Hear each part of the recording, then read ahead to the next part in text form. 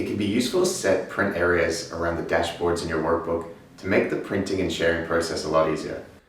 For example, if you were to print something as a PDF that you wanted to go email to someone, only that print area would be converted to a PDF. So let's do that now.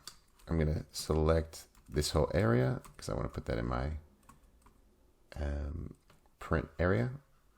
And I'll go to page layout, print area, set print area.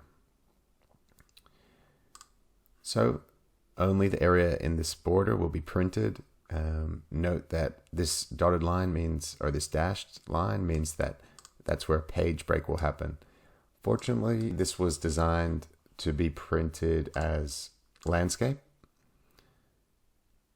which would allow it to fit comfortably on the page. And you could just print that to a PDF here by pressing print after choosing print to PDF.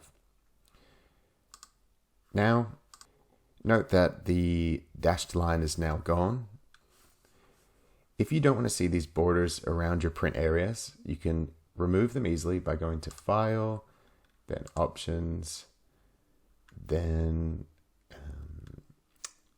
let's go to Advanced, scroll down to where it says Options for this workbook, worksheet, and you just click untick Show Page Breaks, where your printing page breaks will be, and that will remove that.